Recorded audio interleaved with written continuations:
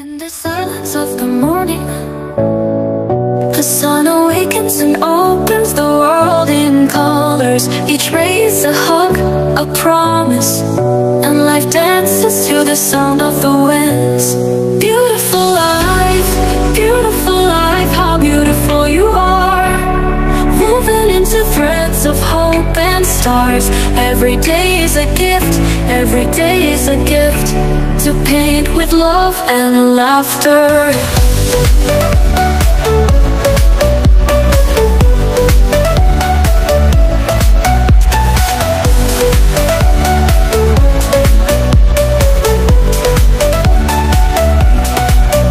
On the road we find stories, steps that intersect, dreams that intertwine. Beauty finds its way in the little things of every day. A fleeting smile, the endless blue. Life feels better when shared with you.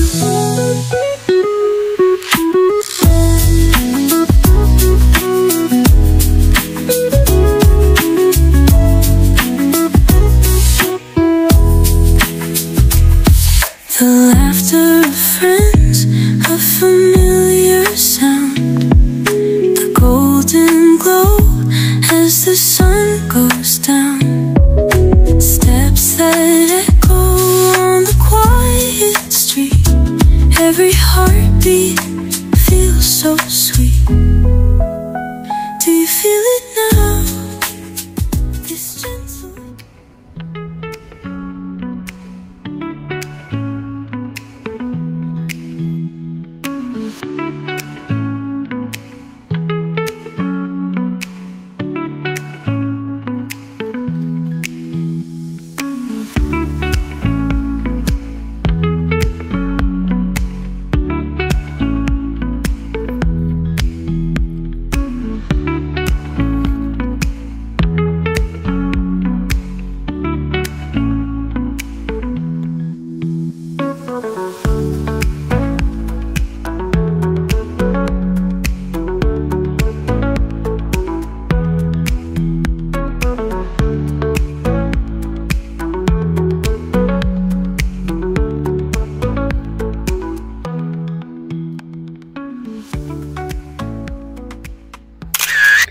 Hello again guys, welcome again sa aming YouTube channel, Desiree TV. So ngayon, pahinga tayo. So habang namamahinga tayo kasi off ang misis ko ay mag-garden tayo. Tutur ko kayo sa aming garden. So madami siyang mga malalagong damo na. So ating pinagkakabalahan kapag tayo ay off para sa pag-aalaga sa ating b-boy. Ito ang mga tanim namin ngayon. Dati, yung mga tulip dito ang tanim na una. Ito, lumugot na siya. Ito naman ang sunod na itinanim ko, libangan. Yan lang ang buhay namin dito. Buot nung ako ay nag full time na mag-alaga sa aking anak. Star namin, yung aming tatlong malalaking star dati namatay kasi nung nag winter siya, sobrahan siya ng lamig, pinasok yung kanyang mga ugat, so namatay siya. Kaya bumili ulit kami ng bago. Pero eventually yung root niya, hindi ko binuhunot siya, may sumibol siya, so nandun, maliit pa rin. Pero ito, bagong bili yan. Ito, may bulaklak din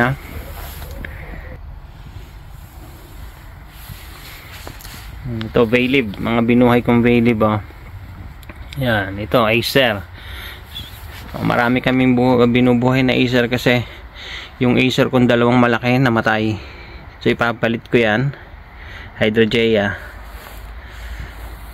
Ito yung concrete bench ko na ginawa. Papakita ko rin kung paano ko ito ginawa. Itong concrete wall na ito. Kasi magtatayo ako dito ng aming tambayan para may dala ko na dito ng maayos yung aking bunso. Ito yung mga binubuhay ko. Yung mga pinagputulan nyo na spring onion, huwag nyo tatapon to. Tinatanim ko siya lalo pagka springtime, so sumisibol siya. Ayan. Kasi kailangan ko ng spring onion lagi sa mga orders, lalo sa pansit, pang garnish. Meron din tayo itong rosemary, oh. Yung gusto ng rosemary, ang daling magbuhay lang ng rosemary dito sa amin. May kinchay tayong tanim din dito. At yung mint, o yung tinatawag na harbabena sa atin, yan, oh. Mint yan. Ito ang mother plant ng aming rosemary. Binili ko siya sa Aldi dati, 2 puno siya. Ito yung isa niya, oh, matanda na siya, pero marami akong napasibol na nito. Ayun, oh. And then, oh. May mga binubuhay din ako mga fern dito, o yung pakung ligaw. Ito siya, oh. Dala siya ng mga ibon dito. Kung bibilhin to dito, mahal to, mga 5 pounds ang isang malet nito. Dami kong binubuhay kasi yung aming rope, meron siyang chimney. Oh, ito siya. Ayan, oh. Humahapon dun yung ibon. So yung mga ipot ng ibon niya, kita nyo yung spot na yan, oh. Yan. Pumapatak yung mga ipot niya sa gutter. Nililinis ko siya, tapos tinatambak ko siya sa isang lagayan, at may sumisibol doon ng mga fern. Oh, pinapalago ko siya. Ito, mga napalaki na, oh. Ito, pitiminin tawag namin ditong rose, oh. Kasi pag bumulaklak nito. Ito, rosemary, oh. Laki na rin, oh. Pinuhay ko siya doon. Galing sa mother plant niya. Ayan, oh. Lalaki ng mga fern namin, oh. Ito, ang strawberry. Mga strawberry pinabayaan na lang dito. Ang dami kong nakuha na diyan kagabi. Nanguha ko ng strawberry. Halos 2 weeks na kami na laging nag-strawberry shake kasi mainit na dito ang panahon. So refreshing siya yung ating strawberry shake. So mamaya pagpaparagdan ko siya kasi may mga nahihinog na uli, oh. Yeah. Maliliit na kasi pagka matagal na to, lumiliit ng bunga. Pag bago pa lang, ayan, ah, madali siyang bumunga ng malalaki. Pero ang kalaban mo naman dito yung mga slug. Ang tawag namin dito slug, yung sa mga susuna, walang bahay. Paborito yung kainin. Tsaka yung mga tanim namin. Ayan, fern din, oh. Yung sinasabi kong pinaglalagyan ko ng mga ipot ng ibon, oh. Diyan sumisibol yung aming pinapalaking mga fern, o yung paku-pakuan. Doon sa amin sa Pilipinas, ang daming sumisibol nito kasi may dahilig kaming sakop na lote na lupa. Dami doon mga paku-pakuan, tsaka yung elephant ear. Dati pinuputo lang yung tinatapon, ngayon pinapa-save ko sa aking mga magulang kasi sila nakatira doon, tsaka yung kapatid kong isa. Yan, ang dami, oh. Kung ito ibibilhin dito, ang mahal nito, 5 pounds ang isa, liit pa.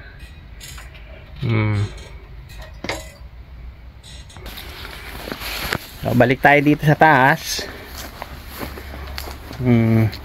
Eto, may mga binubuhay din ako dito, oh.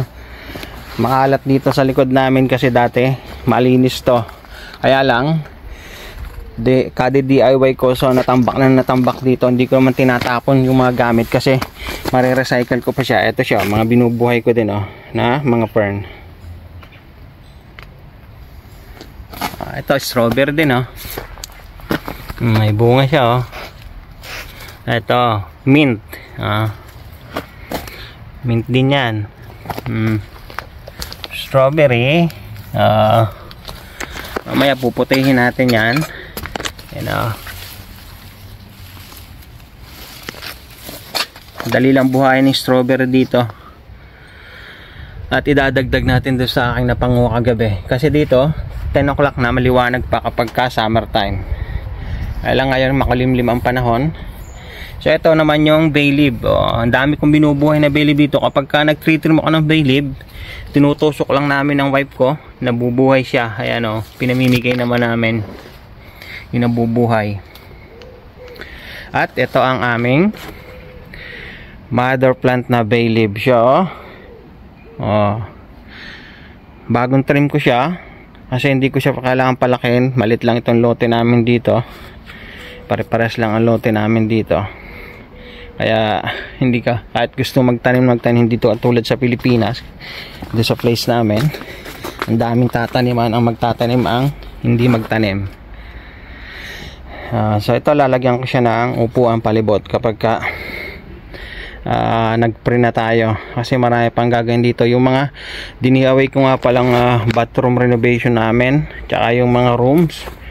So unfortunately yun ay gigibain kasi kailangan ng adaptation ng aking anak. So ground floor ang aming hinihiling. Strawberry din, kalat siya. So gigibain yun, papalitan ng bago, kasi magdadagdag kami ng ground floor room para sa aking anak. So hindi naman siya nakakatulog na mag-isa, laging kasama kami. So kailangan namin ng space. Ayan, ang kalat namin dito sa likod. At may addition tayo dito sa ating likod bahay na puno. Ito pero kabibili lang to ng wife ko this year, so hopefully next year bumunga na to. At itong apple din, ibang klase daw itong apple, red apple to na malalaki. So ililipat natin siya ng tanim kasi hindi sapat yung kanyang sustansya na kukuha dito. Inaagawan parang kamatis, may sumibol na kamatis. At itong grapes. So ayan, dalawang grapes siya. Tumataas na siya, kabibili din lang nito. So, wala tayong mapagtanim na maayos. At nga pa ng ibang mga kinukumpos ko, nagukay ako dito. Dito ko inalagay at dito kumukuha din ng mga lupa kapag nakumpos na siya. Kaya doon nga pala sa amin, nagpatanim kami nung dati doon sa lote namin ng mga 50 pieces na puno. Kaya lang, ang grapes nung malaki na siya, binagyo siya, di na naka-recover, so namatay lang. Di na namin pinapalitan kasi sayang lang. Kinakain din ng daga. At doon bay leaf, nakapagdala ka ng bay leaf dati nun, nakapagpabuhay ako 3. Kaya lang, kinain ng daga nung malaki na siya. So may isa daw nakasurvive nandun sa biyanan ko, kasi doon sa amin nasa in the middle of the forest yung bahay namin. Medyo malaki kasi yung place na tinatayo ng bahay namin. So ang daming punong nyug doon, ang daming daga, kinakain siya.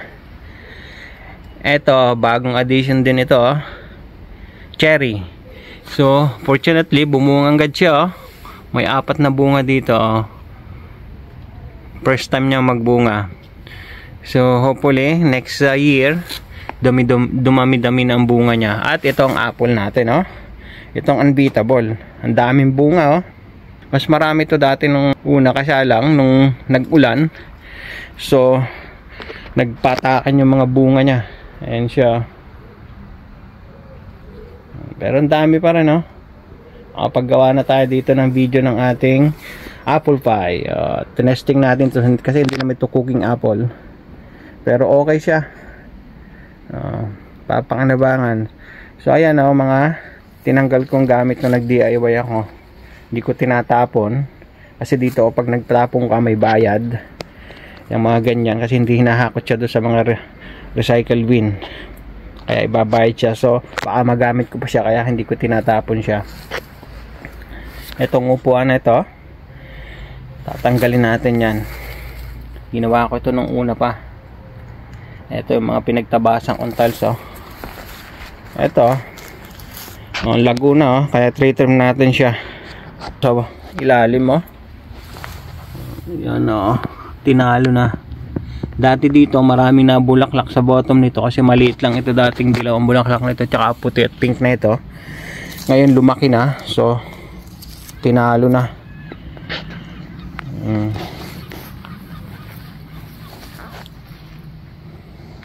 Ayan. So ito yung mga binubuhay ko dito, yung mga tanim, bay leaf. Ito yung tinatawag sa Tagalog na laurel. So dito kinukuha yung nilalak, kasi ito cooking laurel to. Yung mga nilalagay natin kapag may nagpapaluto ng mga kailangan ng laurel na sangkap. So fresh siya, organic. Meron din tayo ditong mint. Dito natin kinuha yung ating ginamit sa ating chicken biryani na ginawang video. Meron din tayo dito kinchay. Yan. Ito, rosemary. Dali lang buhay ng rosemary. At spring onion. Ito ay yung mga binili namin na spring onion during winter time. So hindi ko siya tinatapon. So tip sa inyo, wag niyo tatapon yung spring onion na pinagbilihan nyo. Itanim nyo siya, itusok nyo lang siya, o kaya kahit sa tubig sumisibol siya. Ayan siya, ayan, may bulaklak siya. Itong bulaklak na ito, nandyan yung seed niya, pero hindi ako nakakapag-testing pa ng pagtatanim from seed nito. Yan siya. Ang ganda ng bulaklak nito kapag bumubulaklak. Ito, punta sa sanahan. Hallway namin to nung aming kapitbahay.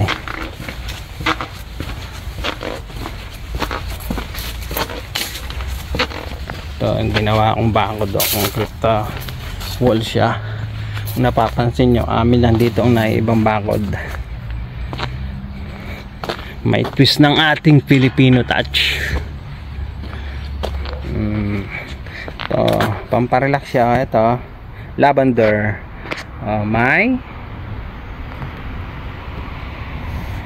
mga bubuyog. Tuwan-tuwa mga bubuyog kapag maraming bulaklak siya. Yan.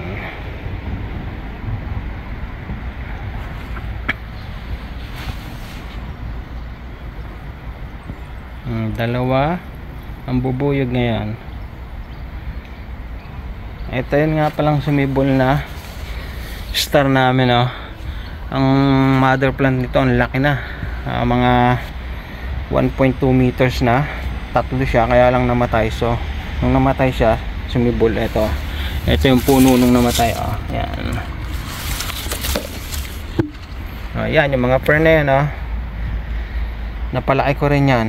Ito, galing doon sa mga dala ng ating kaibigang ibon. Ayan.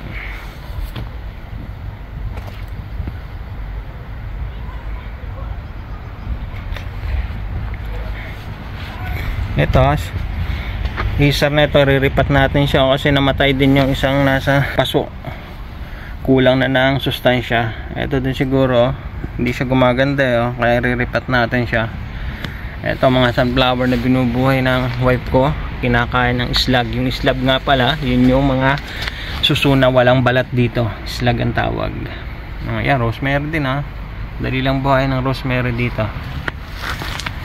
Ito, hydrangeas din, nakasamahan ng nasa likod. Ito pa, nag-turn into purple tong pink na ito kapag nagtagal siya, katulad niya. Ayan.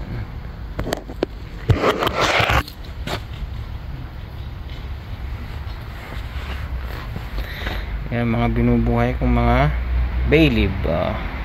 Ayun pa. At ayun. At ang star kapag magpapasko namin, itong aming Christmas tree. Yan ang tunay na Christmas tree. Tunay na tree. Dahil bulaklak niya, may ilaw yan kapag kagabi. Meron ba siya ditong maliit akong indinitrim. Kaya lang kapag nagwi-winter siya, namamatay siya, sisibulang ulit. So kaya kailangan uling i-reshape siya. Ayan. Ito yung concrete bench ko nga palang ginawa dati. Wala namang naupo.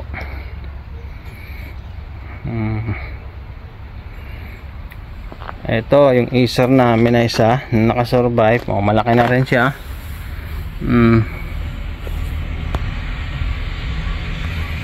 Yung kasabay nitong dalawa namatay. At ito yung unang acer namin, namatay siya during winter. So papalitan natin siya. So hindi ko pa siya tinatanggal kasi parang Christmas tree sa gabi.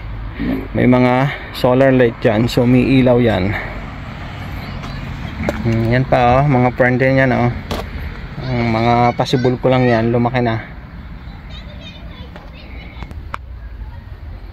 Yan ang aming libangan.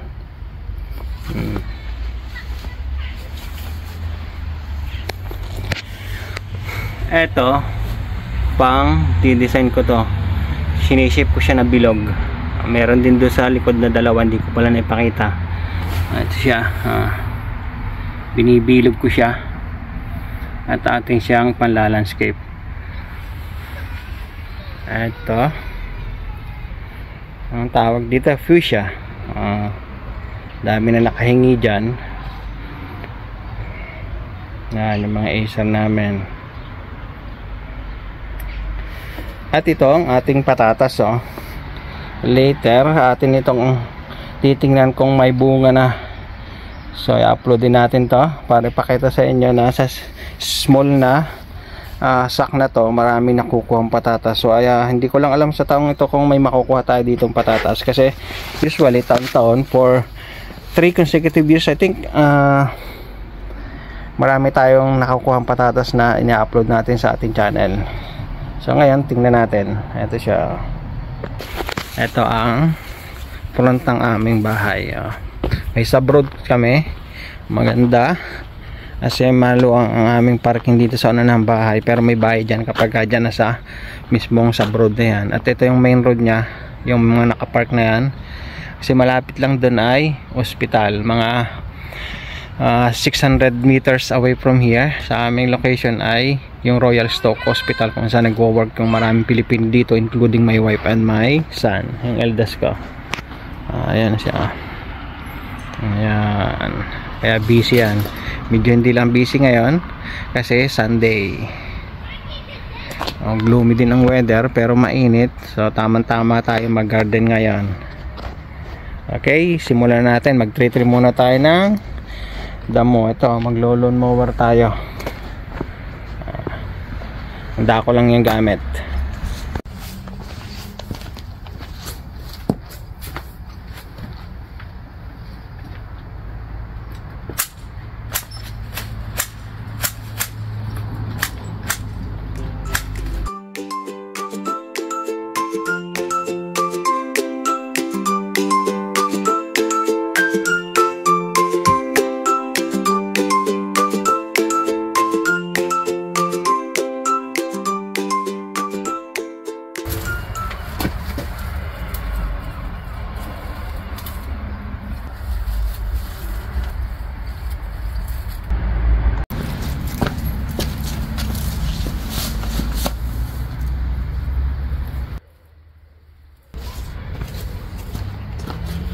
So yung strawberry nga pala, ito siya, yung kapag nagtapos niya magbunga, ito may lumalabas siyang parang bagay na ganito.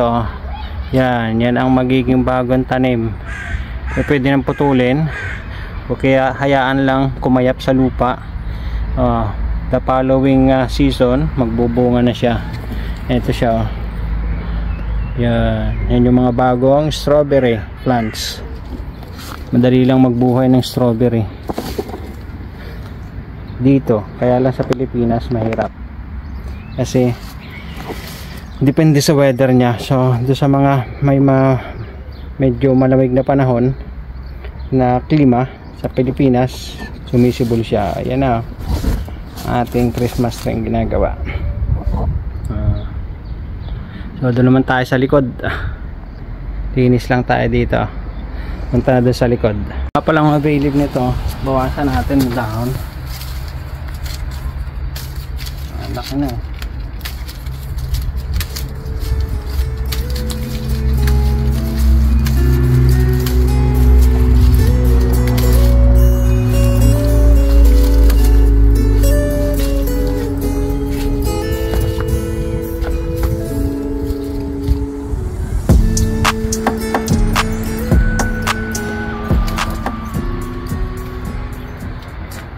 So dito naman tayo sa likod, mag-lawn mower.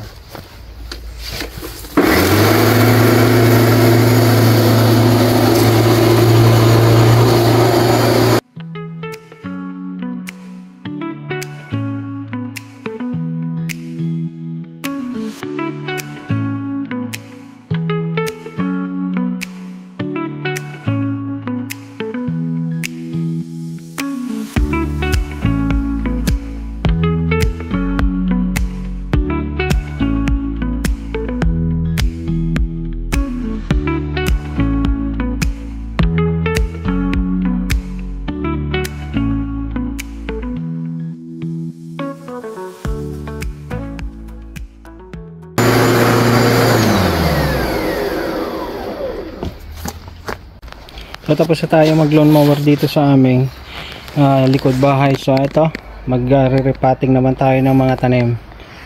Ito, malinis na ang ating mga damo-damo. So gawa lang tayo dito ng bubong.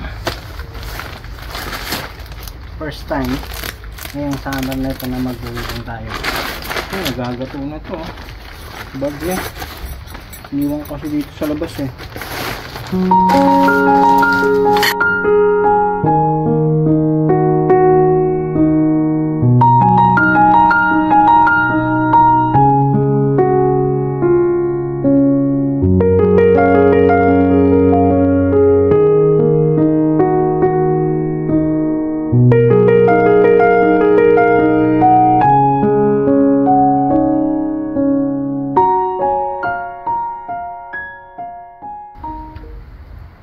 Okay, may bubong na tayo.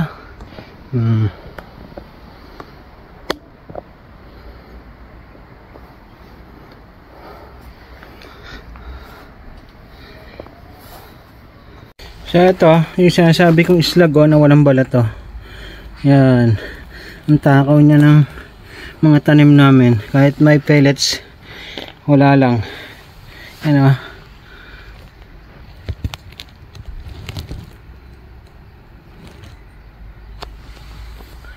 Ayan yung aking re-repat oh.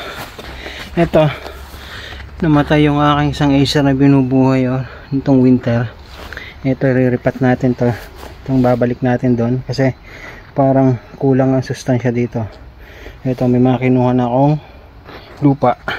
Lalaw ka natin yung compost na binili ng wife ko.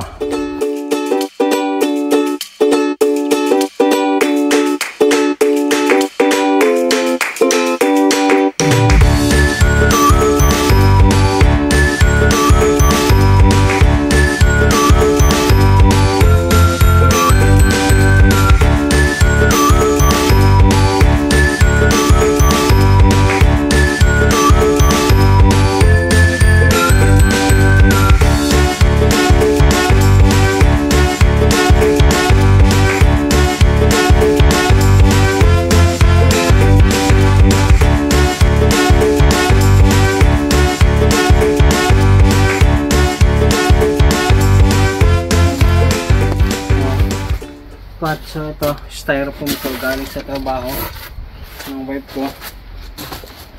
Parang lagayan ng ice candy sa atin oh. Ang penggalig ito ng mga gamot na dinideliver. Ito siya, itaklos siya.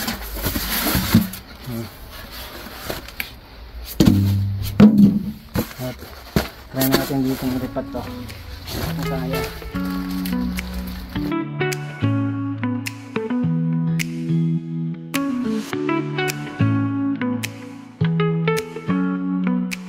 So ito, butasan lang natin itong likod nito. Gamit tayo ng drill. Ganyan.